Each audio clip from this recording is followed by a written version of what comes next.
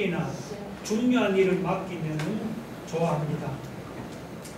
작은 일이나 사소한 일을 맡기면 내가 이런 허들의 일이나 할 사람인가 이렇게 투덜댑니다. 도대체 나를 뭘로 보고 이런 일을 맡겨 자존심이 상했다고 투덜댑니다. 외적인 성장이나 혹은 외적인 변화에는 관심이 많지만 내적인 성숙이나 혹은 내적인 변화에는 별로 관심이 없는 것이 사람입니다. 예수님은 사람들이 이런 생각이 잘못됐다는 것을 오늘 본문에서 두 가지 비유를 들어 말씀했습니다. 하나는 겨자씨 비유고 또 하나는 누룩 비유입니다. 먼저 이 겨자씨 비유를 한번 살펴봅시다. 자, 18절을 보면 그러므로 예수께서 이르시되 하나님의 나라가 무엇과 같을까? 내가 무엇으로 비유할까? 마치 사람이 자기 채소밭에 심은 겨자씨 하나를 같으니 자란 나무가 되어 공중의 새들이 그 가지에 깃들었느니라. 이 겨자씨는 여러분 좁쌀보다도 작은 씨입니다. 그런데 이 작은 겨자씨가 나중에는 공중의 새가 깃들 만큼 큰 나무로 자랍니다. 여기서 공중의 새들은 모든 나라와 모든 민족을 가르칩니다. 하나님의 나라는 유대인들 안에만 머무는 것이 아닙니다. 하나님의 나라는 처음에는 아주 겨자씨보다도 작지만 나중에는 모든 나라와 모든 민족을 품을 만큼 성장되어 갑니다. 실제로 기독교 역사가 그 사실을 증명하지 않습니까? 처음 예루살렘에 전파된 하나님의 나라가 나중에는 로마 제국과 온 유럽을 정복했죠. 그 복음이 대서양을 건너가서 미국을 정복하고 다시 그 복음이 태평양을 건너가서 우리나라까지 정복하지는 않았습니다. 정말 이 겨자씨보다도 작은 하나님의 나라가 세상의 모든 나라와 모든 민족에게로 성장되어 갑니다. 여러분, 이 하나님의 나라가 이렇게 작은 데서 크게 성장되어 간다면 작은 것이라고 우리는 절대로 무시해서는 안 됩니다. 예수님도 큰 일이나 중요한 일에 충성한 사람에게 많은 것을 맡기지는 않았습니다. 마태복음 25장 21절 같이 한번 봅시다. 다 같이 읽어봅시다. 착하고 충성된 종아, 내가 작은 일에 충성하였으니 내가 많은 것을 내게 맡기리니. 예수님도 작은 일이나 사소한 일에 충성한 사람에게 많은 것을 맡겼습니다. 복음서를 보면 예수님 자신이 그렇게 살지를 않았습니까? 주님은 사람들이 관심을 보이는 큰 일이나 혹은 중요한 일에 헌신하지 않았습니다. 주님은 세리나 혹은 창녀나 가난한 자들이나 병든 자들 같이 사람들이 관심을 보이지 않는 작은 일이나 사소한 일에 헌신했습니다. 그런데 우리는 어떻습니까? 우리는 작은 일이나 혹은 사소한 일이라고 무시하지는 않습니까? 그렇다면 생각을 바꿔야 합니다. 하나님의 나라는 처음부터 크게 시작하는 것이 아닙니다. 처음에는 겨자씨 하늘같이 작게 시작하지만 나중에는 큰 나무로 성장하는 것이 바로 하나님의 나라입니다. 그러므로 작은 일이나 여러분 사소한 일이라고 무시하지 맙시다. 오히려 작은 일일수록 사소한 일일수록 충성을 다할 수 있기를 바랍니다. 그 다음 이 누룩비유를 한번 봅시다. 자, 20절에 보니까 또 이르시되 내가 하나님의 나라를 무엇으로 비교할까? 마치 여자가 가루성알 속에 갖다 넣어 전부 부풀게 한 누룩과 같으니라. 하나님의 나라는 여러분 밀가루로 부풀어 오르게 하는 누룩과 비슷합니다. 이 겨자씨 비유가 하나님 나라의 외적인 성장을 말한다면은 누룩비유는 뭐죠? 이것은 하나님 나라의 내적인 성숙입니다. 하나님 나라는 외적으로만 성장하는 것이 아닙니다. 외적으로도 성장해야 하지만 내적으로도 성숙해야 하는 것이, 그것이 하나님의 나라입니다. 내적인 성숙이 따르질 않고 외적으로만 성장합니까? 예를 들면 신자가 복을 받아서 잘 살게 되었는데 그의 삶이나 인격에 성숙한 변화가 나타나지를 않습니까? 그런 현상은 진정한 하나님 나라 운동이 아닙니다. 고린도후서 5장 17절 같이 한번 읽어봅시다. 다 같이 시작. 그런즉 누구든지 그리스도 안에 있으면 새로운 피조물이라. 이전 것은 지나갔으니 보라 새 것이 되었도다. 예수 믿고 나면은 누구든지 새로운 피조물로 변화되어야 합니다. 예수 믿고 나면 누구든지 이전 것은 지나갔으니 보라 새 것이 되었도다. 이런 고백이 입술에서 터져나와야 합니다. 이런 사람이 바로 진짜 예수 믿는 사람입니다. 밀가루를 부풀어 오르게 하는 누룩처럼 예수 그리스도 안에는 사람을 변화시키는 놀라운 능력이 있습니다. 변한다고 사람의 어느 한 부분만 변하는 것이 아닙니다. 사람이 예수님을 믿으면 성품도 변합니다. 가치관도 변합니다. 생각도 변합니다. 예수님을 믿으면 말도 변합니다. 행동도 변합니다. 예수를 믿으면 그야말로 사람 전체가 다 변하게 되어 있습니다. 여러분, 예수 믿은 후에 내 삶이 어떻게 변화되었습니까? 믿기 전이나 믿은 후나 달라진 것이 아무것도 없습니까? 성격이나 가치관이나 생각도 달라진 것이 아무것도 없습니까? 말하는 것이나 행동하는 것도 믿기 전의 모습 그대로입니까? 그렇다면 그것은 심각한 문제가 아닐 수가 없습니다. 자, 오늘 본문에 보니까 적은 누룩이 온 밀가루를 부풀어 오르게 하지 않습니까? 예수 믿는 신자도 내적으로 변화되는 이런 모습이 나타나야 합니다. 믿기 전에 비해서 성품도 변해야 합니다. 가치관도 변해야 합니다. 생각도 변해야 합니다. 말도 변하고 행동도 변해야 합니다. 여러분, 우리가 외적으로 성장하는 만큼 내적으로도 성숙해가는 그런 모습을 보여줄 수 있기를 주님의 이름으로 축원합니다.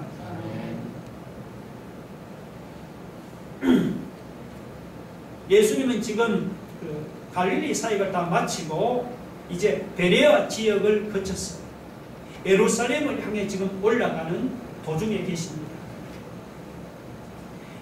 예수님은 예루살렘을 향해 올라가시면서도 도중에 각 성과 각 마을을 일일이 들러서 하나님의 말씀을 가르치고 복음을 전파했습니다. 그런데 어떤 사람이 예수님을 찾아와서 이런 질문을 했습니다. 23절에 뭐라고 하죠? 주여, 구원을 받는 자가 적으니까. 당시 유대인들은 이방인들은 구원을 받지 못하지만 유대인들은 다 구원받는다고 생각했습니다. 그런데 예수님은 유대인이라고 다 구원받는 것이 아니다. 말씀을 듣고 행하는 사람이라야 구원받는다고 가르쳤습니다.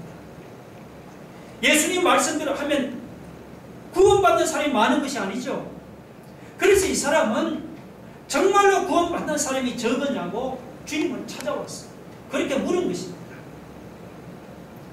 그런데 예수님은 이 사람이 질문에 구원받는 사람이 적다거나 혹은 많다고 그렇게 대답하지는 않았지요. 예수님은 구원받는 숫자를 묻는 이 사람의 질문에 좁은 문으로 들어가기를 힘쓰라고 그렇게 대답을 했어요. 자, 우리가 볼 때는 예수님의 이 대답이 동문서답식으로 들리지만 사실은 동문서답이 아닙니다. 구원받을 사람이 적으냐 많으냐 하는 것은 이것은 사람이 알 수 있는 영역이 아니고 하나님만 아시는 영역이죠. 하나님만 아시는 비밀을 사람이 어떻게 알 수가 있겠습니까? 그래서 예수님은 구원받는 숫자 대신에 다른 대답을 주신 겁니다. 주님의 대답은 이런 뜻입니다. 너는 구원받는 숫자는 신경 쓰지 말고 너는 구원받기 위해서 좁은 문으로 들어가기를 힘쓰라. 우리 생각에는 구원받는 문이 넓으면 좋을 것 같지 않습니까? 문이 넓으면 문이 좁을 때보다 구원받을 사람도 그만큼 많지 않겠습니까? 그런데 주님은 그렇게 말씀하지는 않았습니다. 주님은 구원받는 문이 넓은 문이 아니고 좁은 문이라고 말씀했습니다. 여러분, 이 구원의 문이 왜 좁은 문입니까? 그 이유는 뭐죠? 누구든지 이 문으로 들어가려면 세상 것들을 다 버려야 하기 때문입니다. 이 구원의 문은 돈으로도 명예로도 못 들어갑니다. 지위로도 권세로도 못 들어갑니다. 실력으로도 능력으로도 못 들어가요. 오직 하나님의 은혜와 오직 믿음으로만 들어갈 수가 있습니다. 그래서 이 구원의 문이 넓은 문이 아니고 좁은 문이에요. 특히 여러분 그 24절에 보면은 힘쓰라와 구하여도라는 이 단어는 헬라 원문을 보면 이것은 그 시제가 다르게 되어 있습니다. 앞에 힘쓰라는 이것은 현재형으로 되어 있고 뒤에 구하여도 이것은 미래형으로 되어 있습니다. 그럼 지금 현재 좁은 문으로 들어가기를 힘써야 할 이유가 무엇입니까? 그 이유는 나중에 구원의 문이 한번 닫히고 난 후에는 좁은 문으로 들어가기를 구하여도 그때는 들어갈 수가 없기 때문이에요. 여러분이 그 밑에 25절 한번 보세요. 집주인이 일어나 문을 한번 닫은 후에 너희가 밖에 서서 문을 두드리며 주여 열어주소서 하면 그가 대답하여 이르되 나는 너희가 어디에서 온 자인지 알지 못하노라 하리니 했습니다. 집주인이 문을 한번 닫으면 더 이상 열리지 않듯이 하나님께서 구원의 문을 한번 닫아버리면 그때 가서 열어달라고 구해도 더 이상 소원이 없어요. 열리지 않아요. 소용이 없습니다. 물론 지금은 구원의 문이 열려있죠. 그러나 예수님 재림하면 어떻게 되죠? 이 구원의 문도 닫혀버립니다. 예수님이 재림하시기 전이라도 개인적으로 내가 죽어버리면 나에게는 구원의 문이 닫혀버립니다. 구원의 문이 일단 닫혀버리면 그때는 내가 들어가기를 구하여도 들어가지를 못하죠. 그래서 우리는 살아있는 동안에 내 목숨이 언제까지 살 수 있을지 모르잖아요. 살아있는 동안에 우리는 할 수 있으면 구원의 문으로 들어가기를 힘써야 하지 않겠습니까? 게다가 이 구원의 문은 넓은 문이 아니고 좁은 문입니다. 좁은 문이기 때문에 우리가 세상 것들을 가지고는 이 문으로 들어가려고 해도 들어갈 수가 없습니다. 돈이나 명예나 지위나 권세 같은 이런 세상 것들을 잔뜩 짊어지고는 우리가 절대로 이 문으로 들어가지 못합니다. 세상 것들을 전부 다 내려놓고 오직 하나님의 은혜와 오직 믿음으로만 들어갈 수 있는 문입니다. 그런데도 세상 사람들은 이 세상 것들을 선뜻 내려놓지를 못하잖아요. 지금까지 쌓아올린 돈이나 명예나 지위 같은 것들을 이것을 내려놓으려고 하니까 너무 아깝다는 생각이 들지. 그래서 말로는 우리가 좁은 문으로 들어간다고 하지만 실제로는 세상 것들을 잔뜩 짊어지고 살아갑니다. 여러분, 이런 사람은 말로는 좁은 문으로 들어간다고 하지만 사실은 좁은 문으로 들어가는 사람이 아닙니다. 이 좁은 문은 막연하게 내가 들어가고 싶다고 들어갈 수 있는 문이 아니죠. 우리가 아까 세상 것들에 대한 욕심을 버려야 합니다. 우리가 세상 욕심을 버리고 하나님 주시는 은혜와 오직 믿음만을 붙잡고 여러분 좁은 문으로 들어가기를 힘쓰기 바랍니다. 그러면 지금은 힘들어도 나중에는 하나님이 주시는 놀라운 구원이 우리 앞에 펼쳐질 줄로 믿으시기 바랍니다. 예수님께서 문 밖에 서 있는 사람들에게 나는 너희가 어디에서 온자인지 알지 못한다고 말씀했죠. 그러니까 그들이 예수님께 뭐라고 대답을 했습니까? 자기들은 전에 예수님과 같은 상에서 함께 먹고 마실 정도로 주님과 아주 가까운 사이, 그리고 주님이 길거리에서 말씀을 가르칠 때 자기들은 직접 주님 앞에서 그 말씀을 듣고 배웠다고 그렇게 대답을 했습니다. 자, 그러자 주님이 뭐라고 말씀합니까?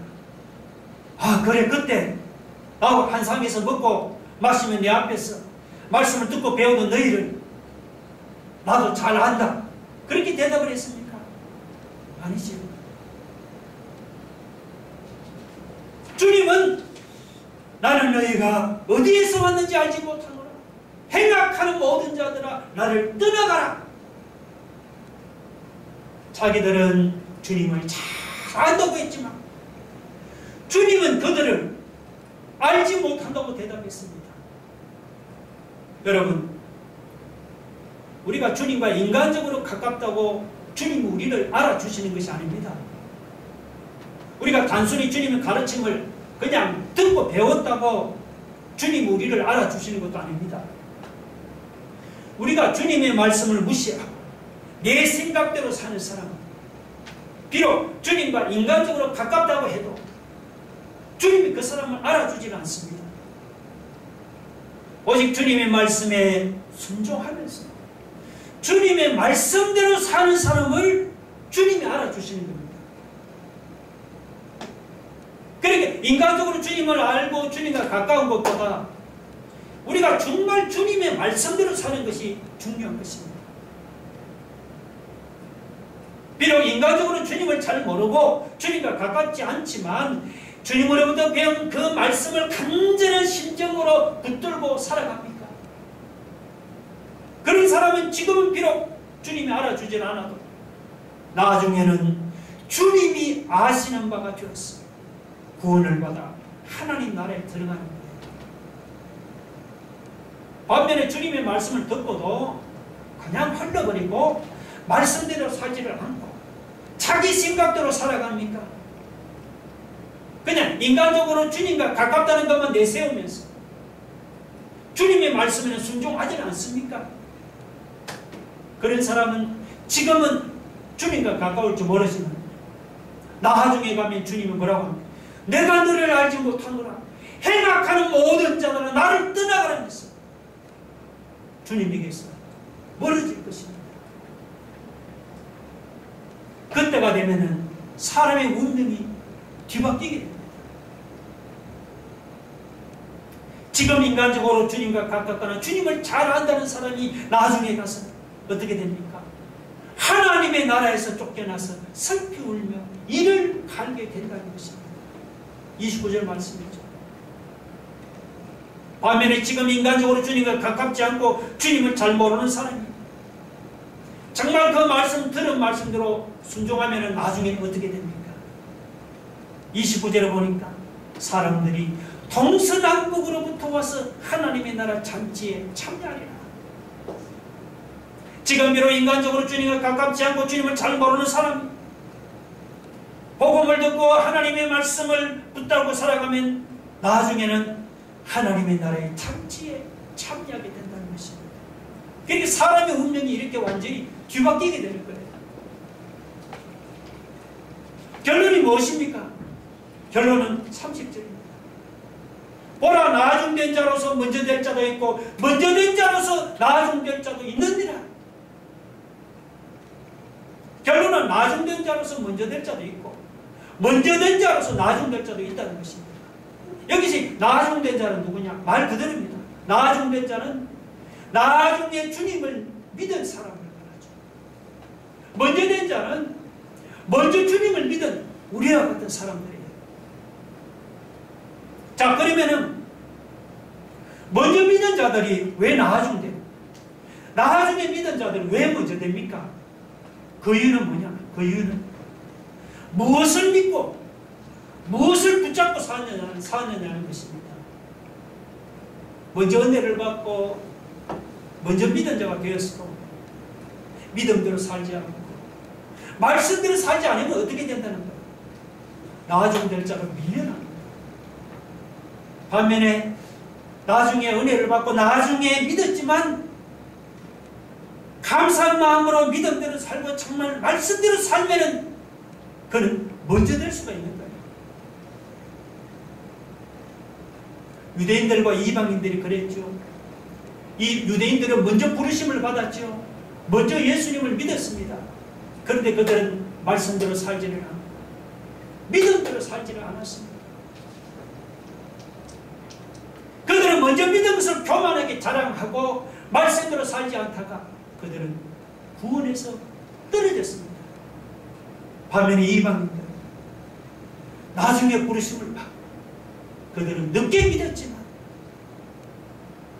그들은 믿음대로 살고 말씀 붙잡고 말씀대로 살았어요. 먼저 된 자가 되었단 말이죠.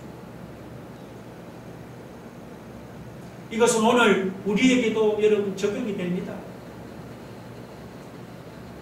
내가 먼저 은혜를 받고 내가 먼저 믿어서 남들보다 복을 받았다고 자랑하면서 우리가 믿음대로 살지 않고 말씀대로 살지 않습니까? 그럼 먼저 믿은 자로서 나중될 자로 떨어집니다. 반면에 나중에 은혜 받고 나중에 믿었지만 그러나 겸손히 말씀 붙잡고 믿음으로 살아갑니다. 그러면 그 사람은 비록 나중된 자지만 먼저 되는 이런 축복에 참여하는 것입니다. 지금 내 처지가 영영 바뀌지 않는 것이 아닙니다. 지금 내 처지는 내가 어떻게 하느냐에 따라서 얼마든지 바뀔 수가 있습니다.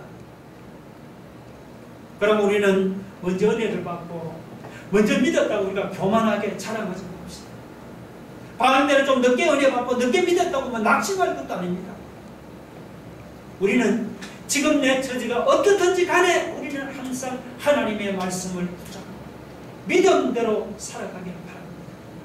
겸손히 하나님 말씀 붙잡고 믿음대로 살아갑니다. 나중된 자는 먼저 되고 먼저 된 자는 더욱더 먼저 되는 이런 축복을 보게 될 줄로 여러분이 믿으시기 바랍니다.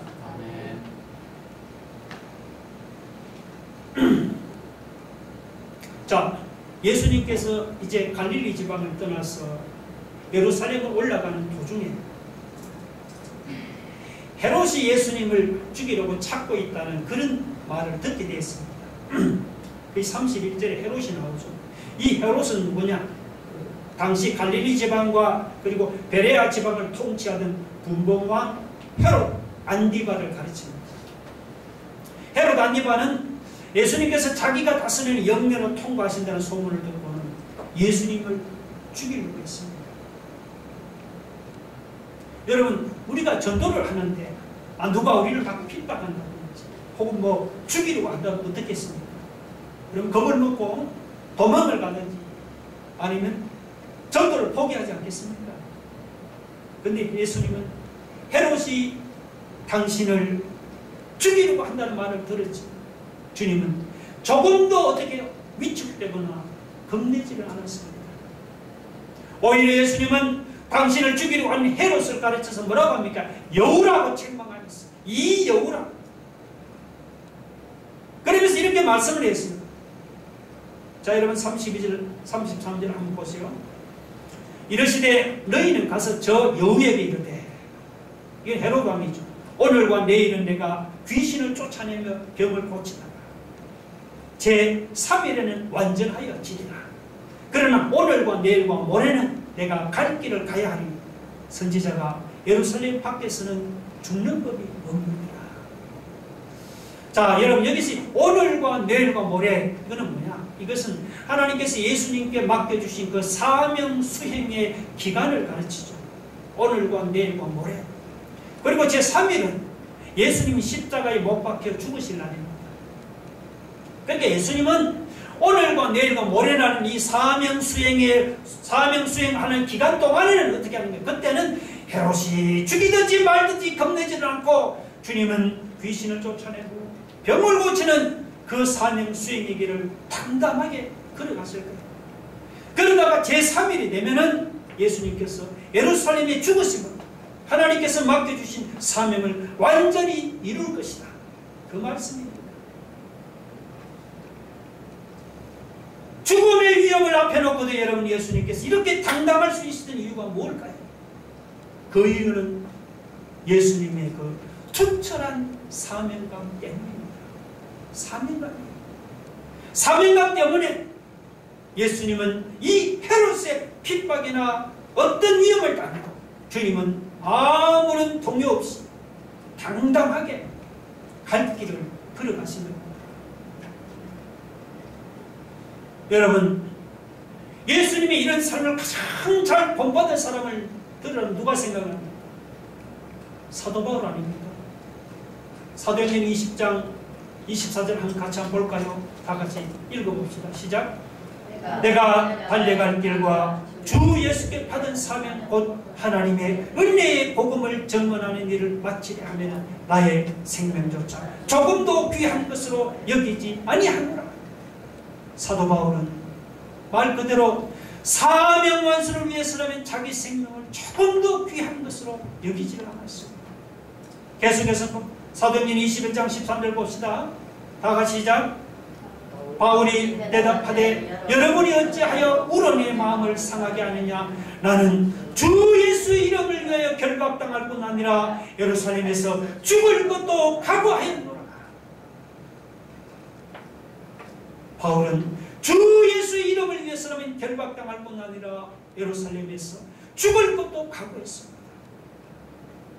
사명 완수를 위해서라면 죽음도 두려워하지 않던 바울이었습니다. 이런 바울 앞에 하나님이 예비하신 축복이 어떤 것입니까? 우리 디모데후서 4장 7절 8절 봅시다.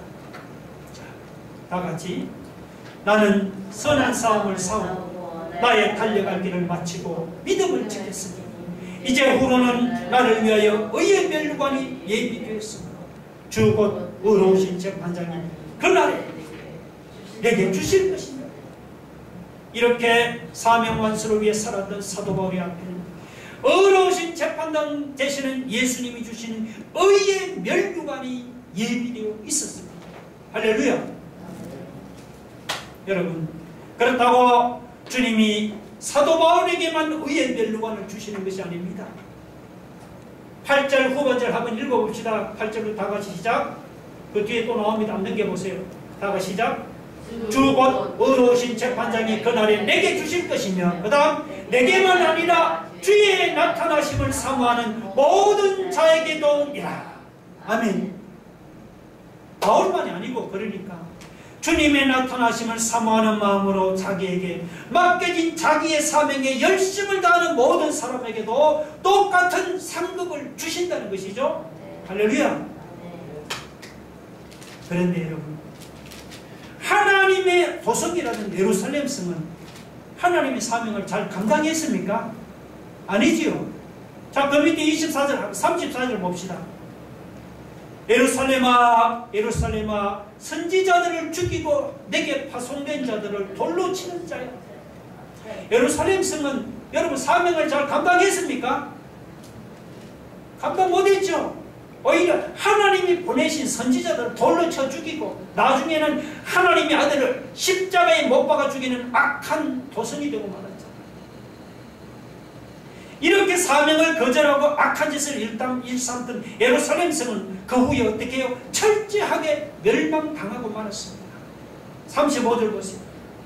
보라 너희 집이 어떻게 해요? 황폐하여 버림받으리라 했습니다.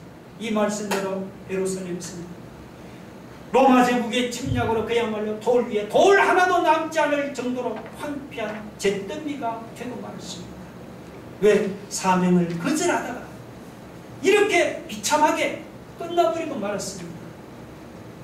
그리고 우리는 여러분 어떻게 살 것입니까? 우리도 하나님의 사명을 거절하고 그냥 우리 마음대로 살다가 예루살렘처럼 이렇게 비참하게 여러분이 끝나버린 인생이 되겠습니까? 그럴 수는 없죠. 우리는 주님처럼 사도 바울처럼 우리는 어떻게 사명을 위해 살다가 사명을 위해서 죽는 인생이 되기를 바랍니다. 우리 모두 하나님 주신 사명을 잘 감당해서 이 다음 우리가 주님 앞에 쓸 때 사도 바울처럼 우리도 의의 멸류관 생명의 멸류관을 받아 누리는 저와 여러분이 되기를 주의 이름으로 축원합니다. 기도하겠습니다. 여러분, 주님은 죽음의 위협을 당해도 당당하게 사명감으로 갈 길을 걸어갔습니다. 반면에 예루살렘은 사명을 거절하고 멸망을 당했습니다. 오늘 우리는 사명 잘 감당해서 주님 앞에 설 때 우리도 바울처럼 의의 멸류관 받아 누리는 삶이 되기를 바랍니다. 여러분, 나중 변자가 먼저되고 먼저된 자가 더욱더 먼저되는 복을 받기를 원하면 우리는 지금 내 처지가 어떻든지 간에 항상 말씀을 붙잡고 믿음대로 살아가기를 바랍니다. 여러분, 좁은 문으로 들어가야 합니다. 세상의 욕심을 버리고 그 문은 오직 하나님의 은혜와 믿음만 붙잡고 들어갈 수 있는 문이에요.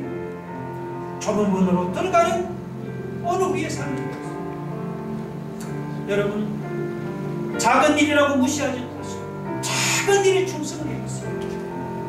외적으로 성장하는 만큼 내적으로도 성숙하고 변화되는 모습이 나타나기를 원합니다. 다 같이 한번 통성으로 기도하겠습니다. 할렐루야. 하나님, 예수님 하나님, 죽음의 위협을 당해도 주님을 찾아가겠습니다. 갈 길을 걸어갔습니다. 예루살렘 성은 사명을 거절하다가 멸망을 당하는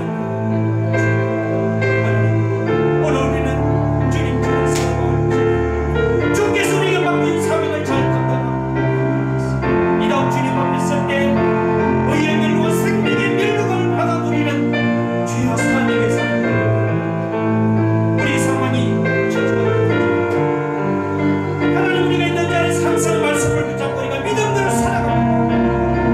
나중 내 제가 먼저는 자는 더욱더 먼저 되는 복을 받는 있습니다. 좁은 문으로 들어가라. 아버지, 세상은 잔뜩 짊어지고 우리가 이 문을 들어갈 수 없습니다. 우리가 세상 욕심을 내는 오직 하나님의 은혜와 믿음을 붙잡고 우리가 구원에 이르는 그 좁은 문을 들어가 하나님이 예비하신 복을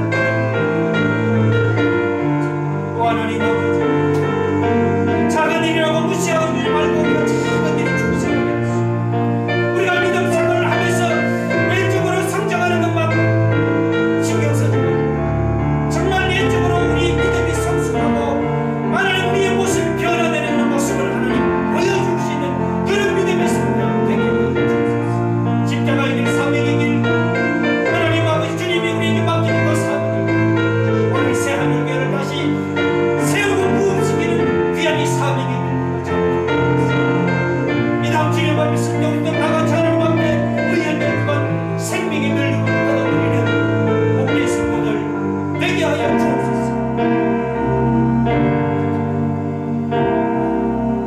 예수님 이름으로